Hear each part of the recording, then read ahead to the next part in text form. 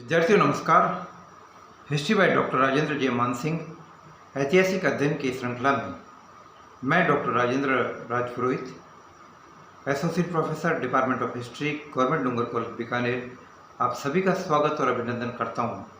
विद्यार्थियों, मेरी आज की कक्षा में जो महाराजा गंगा सिंह विश्वविद्यालय बीकानेर के बीए द्वितीय वर्ष के विद्यार्थियों के लिए और अध्ययन की श्रृंखला के अंतर्गत विद्यार्थियों मैं आपसे बात करूंगा मध्यकालीन भारतीय इतिहास के पहलुओं के बारे में।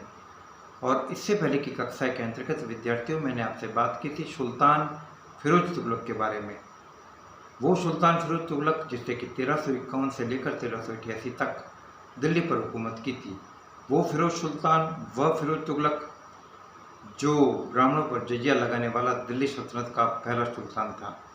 तो आज अध्ययन की श्रृंखला के अंतर्गत विद्यार्थियों मैं आपसे बात करूंगा सुल्तान फिरोज तुगलक के आंतरिक प्रशासन के बारे में और सुधारों के बारे में, और इसके बाद विवेचन किया जाएगा सुल्तान फिरोज तुगलक की धार्मिक नीति के बारे में। तो विद्यार्थियों, इससे पहले की कक्षा में हमने ये देखा कि 1351 में इस्लामी उलेमाओं और धर्मशास्त्रियों के सहयोग से और समर्थन से, इस्लामिक उलेमाओं से विद्यार्थियों मेरा तात्पर्य है उन उलेमाओं से जिनका संबंध था इस्लाम की सुन्नी विचारधारा से। तो इन सुन्नी इस्लामिक समर्थकों के कारण फिरोज तुगलक 1351 में निर्विवाद रूप से दिल्ली का सुल्तान बना।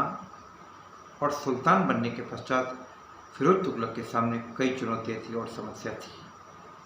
और सबसे बड़ी समस्या विद्यार्थियों हम ये देख रहे हैं कि जो सुन्नी वर्ग है वो दिवंगत सुल्तान मोहम्मद बिन तुगलक की धार्मिक नीतियों के कारण काफ़ी असंतुष्ट था, क्योंकि सुल्तान मोहम्मद बिन तुगलक ने अपनी धार्मिक नीति को निर्धारित करते समय इस बात को ध्यान में रखा था कि धर्म बाद में है और राज्य का हित सबसे पहले है। यद्यपि अपने जीवन के मध्यवर्ती वर्षों में सुल्तान मोहम्मद बिन तुगलक ने जब ये देखा कि योजनाएं असफल हो रही है और विद्रोह की तादाद बढ़ रही है, तो उसने अपनी इस्लामिक प्रजा को और इस्लामी मौलवियों को संतुष्ट करने के लिए खलीफा से मान्यता प्राप्त करने की कोशिश की और मिस्र के फातिमा वंशी खलीफा के वंशज को अपने यहाँ पर बुलाया, उसका सम्मान किया, अपनी गर्दन पर उससे पाँव रखवाया। लेकिन इतना कुछ होने के बावजूद उसके प्रति इस्लामी जनता का लगाव नहीं था। इस्लामी मौलवी और विद्वान उसको संदेह की दृष्टि से देखते थे। तो ऐसी स्थिति में सुल्तान फिरोज तुगलक के सामने सबसे बड़ी चुनौती ये थी कि जिन इस्लामी मौलवियों के समर्थन से, उलेमा के समर्थन से उसे सत्ता हासिल की है, तो उनको संतुष्ट करने के लिए कठोर धार्मिक नीति को अंगीकृत करने की जरूरत थी। और दूसरा काम ये था कि सुल्तान मोहम्मद बिन तुगलक के समय में हुए विद्रोह के कारण राज्य की आर्थिक स्थिति खराब हो गई, राज्य का खजाना काफ़ी खाली हो गया।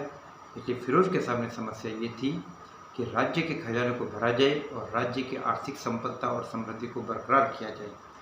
और इसके लिए उसने ये तय किया कि जो इलाके, जो सूबे दिल्ली सल्तनत के प्रभाव से मुक्त हो गए हैं, उन्हें वापस अधीनता में लाने की कोशिश नहीं की जाए, क्योंकि न तो सुल्तान खुद ऐसा चाहता था और न ही सुल्तान में ऐसा करने की सैनिक योग्यता थी। तो यह तय हुआ कि जो हिस्से निकल गए वो निकल गए, लेकिन जो बचा हुआ है उसको बरकरार रखा जाए और उसी के माध्यम से आर्थिक समृद्धि को हासिल करने की कोशिश की जाए। तो सुल्तान फिरोज तुगलक ने उन उपायों को अपनाया जिसके परिणाम स्वरूप साम्राज्य की आर्थिक स्थिति मजबूत हुई। काफ़ी हद तक सुधारवादी दृष्टिकोण अपनाने और समय से आगे होने के बावजूद सुल्तान फिरोज तुगलक के बारे में एक सबसे बड़ी कमी ये थी कि उसका जो भी दृष्टिकोण था वह धार्मिक पक्षपात से भरा हुआ था। तो इन तमाम बातों का विवेचन विद्यार्थियों हम आगे करेंगे।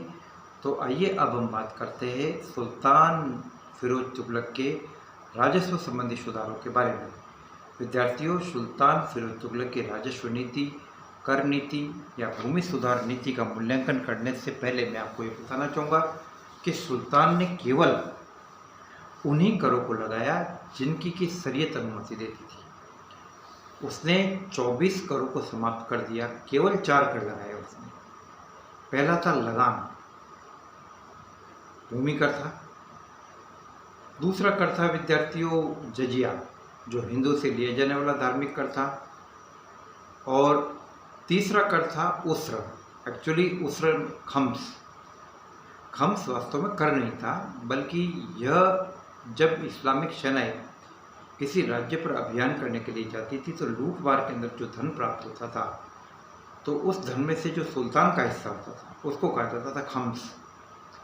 इस्लामिक नियमों के मुताबिक सुल्तान को 20% राशि खम्स के रूप में अपने खजाने में जमा करने का था और 80% सैनिकों में उसे देना था।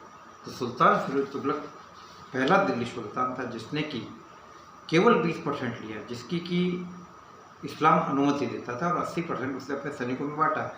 जबकि हम उससे पहले के दिल्ली सुल्तानों का, विशेष रूप से यदि हम सुल्तान अलाउद्दीन खिलजी का उदाहरण लेते तो हम ये पाएंगे कि सुल्तान अलाउद्दीन खिलजी ने इसका उल्टा किया। उसने 80% लिया और 20% अपने सैनिकों में बांटा। जैसा कि उसने जो बयाना के काजी मौलाना मुगीसुद्दीन के साथ जो उसका वार्तालाप हुआ था, उसमें ये चीज़ स्पष्ट रूप से हमें दिखाई देती है। और चौथा था ज़कात। ज़कात मुसलमानों से लिया जाता था। उनकी आय का 40वां भाग, 2.5% भाग, जो उन्हीं के ऊपर, उन्हीं के हित के लिए खर्च कर दिया जाता था। इस्लामिक फकीरों के ऊपर खर्च कर दिया जाता था, ज़रूरतमंदों पर खर्च किया जाता था। यह एक प्रकार से धार्मिक कार्यों के लिए दिया गया एक प्रकार का चंदा था। जजिया हिंदुओं से लिया जाता था। और सुल्तान फिरोज पहला सुल्तान था, जैसा कि मैं बता चुका हूँ, कि जिसने कि ब्राह्मणों से भी जजिया कर वसूल किया। इसके अलावा एक और कर, सिंचाई कर भी लिया गया था, जो हाब शर्फ कहलाता था। और विद्यार्थियों, यह कर उन किसानों से वसूल किया जाता था जो सिंचाई के लिए, जो अपने खेतों की सिंचाई के लिए शाही नहरों का प्रयोग करते थे। सुल्तान ने 5 नहरें बनाई थी विद्यार्थियों। यमुना से हिसार तक जाने वाली 150 मील लंबी नहर, एक 96 मील लंबी नहर और 3 अन्य नहरों का निर्माण कराया। उसने 5 बड़ी बड़ी नहरें बनवाई थी। तो जो किसान उन नहरों के पानी का प्रयोग सिंचाई के लिए करते थे, तो उनसे अतिरिक्त कर वसूल किया गया, जो सिंचाई कर के नाम से जाना जाता था। इसके अलावा विद्यार्थियों, सुल्तान ने अन्य सभी कर समाप्त कर दिए और उसने अपने अधिकारियों और कर्मचारियों को आदेश दिया कि इसके अलावा किसी भी प्रकार का कर वसूल नहीं किया जाए। जहाँ तक विद्यार्थियों लगान की बात है, लगान 1/5 से लेकर 1/3 अर्थात 20% से लेकर 33.33 लगभग 1/3 हिस्से तक का ये लगान था और भूमि की उपज के हिसाब से तय होता था। सुल्तान फिरोज तुगलक के समय की एक महत्वपूर्ण उपलब्धि ये थी कि उसने भूमि की उपज का अनुमान लगा, केवल अनुमान लगाया गया, वास्तविक आकलन नहीं किया गया, भूमि की उपज का अनुमान लगाकर खालसा भूमि की कुल आय निश्चित करवा दी। ख्वाजा हिसामुद्दीन ने विभिन्न सूबों का भ्रमण किया और एक रजिस्टर तैयार किया, काफ़ी मेहनत के बाद, 6 साल की मेहनत के बाद। और इसके मुताबिक एक फिक्स आय जो लगभग 6,85,000 टंका थी, वह साम्राज्य की खालसा भूमि की आय निश्चित कर दी गई। हालांकि आकलन का तरीका विद्यार्थियों गलत था, लेकिन इसके बावजूद ये तय था कि सुल्तान को कम से कम इतनी आय तो कर के रूप में मिलती रहेगी, तो इसके हिसाब से वह अपने खर्चों की प्लानिंग कर सकता था। सुल्तान ने और भी काफ़ी सुधार किए। उसने सैनिकों को वेतन के स्थान पर जागीरें देनी चालू की और पुराने सूबेदारों और सरदारों से जो यात्राएं देकर हिसाब वसूल किए जाने की प्रथा थी, उसने उनको समाप्त कर दिया। इसके अलावा फिरोज तुगलक ने उस नियम को भी समाप्त कर दिया कि जिसके तहत उसके सरदारों को उससे भेंट देनी पड़ती थी। उसने किसी भी प्रकार की भेंट लेने की प्रथा थी, उन सबको उसने समाप्त कर दिया गया। तो विद्यार्थियों, इसके अलावा छोटे मोटे अन्य आयात कर, निर्यात कर काफ़ी समाप्त कर दिए गए। सुल्तान फिरोज तुगलक काफ़ी खुशकिस्मत था और इस मायने में था कि उसके समय में अकाल नहीं पड़े, वर्षा प्रचुर मात्रा में हुई, राज्य का खजाना भर गया और आर्थिक संपन्नता प्रचुर मात्रा में थी। तो विद्यार्थियों, ये बात थी सुल्तान के भूमि प्रशासन के बारे में, उसके लैंड रेवेन्यू एडमिनिस्ट्रेशन के बारे में, उसके टैक्सेशन के बारे में। अब विद्यार्थियों मैं आपसे बात करूंगा सुल्तान की एक और पहलू के बारे में। सुल्तान ने राज्य की आय को बढ़ाने के लिए 1200 फलों के बगीचे लगाए। विद्यार्थियों, ये फलों के बगीचे इतनी ज़्यादा आय देते थे कि ऐसा माना जाता है कि 1,80,000 टन का सालाना इन फलों के बगीचों से राज्य के खजाने के अंतर्गत आय प्राप्त होती थी। इसके अलावा सुल्तान ने सिंचाई व्यवस्था की तरफ प्रचुर ध्यान दिया और सिंचाई के लिए उसने 5 बड़ी बड़ी नहरों का निर्माण किया। इनमें से एक 150 मील लंबी नहर थी जो यमुना के किनारे से सतलज और हिसार तक जाती थी, एक 96 मील लंबी नहर थी और 3 अन्य नहरें थी। इन नहरों के किनारे काफ़ी खेती का बंदोबस्त किया गया। ज़मीनों का उपजाऊपन इनके पानी के प्रयोग से बढ़ा और जो किसान इनसे खेती करते थे उनके ऊपर एक अलग प्रकार का कर लगाया गया। विद्यार्थियों, न केवल सुल्तान भूमि सुधारों के प्रति जागरूकता और कृषि संबंधी सुधार चाहता था, इसके अलावा सुल्तान को भवन निर्माण की तरफ और नए नए नगरों के निर्माण की तरफ उसकी काफ़ी गहरी रुचि थी। ऐसा कहा जाता है कि उसने 300 नवीन नगरों का निर्माण किया, लेकिन वास्तव में 300 नगर नहीं थे। इनमें से काफ़ी ऐसे थे जिसका उन्होंने पुनरुद्धार किया और कुछ नवीन नगर बनाए, जैसे फिरोजाबाद है, जैसे जौनपुर है, जैसे उसको विशेष रूप से प्रिय फिरोज कोटला काफ़ी महत्वपूर्ण था। और इसके अलावा वह मेरठ से अशोक के 2 स्तंभों को भी दिल्ली लेकर आया था, दिल टोपरा।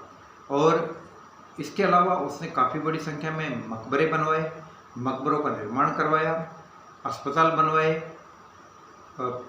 तालाब बनवाए और इस प्रकार के बड़े पैमाने पर उसने स्थापत्य संबंधी काम किए। विद्यार्थियों, इससे आगे की कक्षा में मैं आपसे बात करूंगा सुल्तान फिरोज तुगलक के अन्य सुधारों के बारे में और उसकी धार्मिक नीति के बारे में, पार्ट 3 के अंतर्गत। जय भारत, जय हिंद।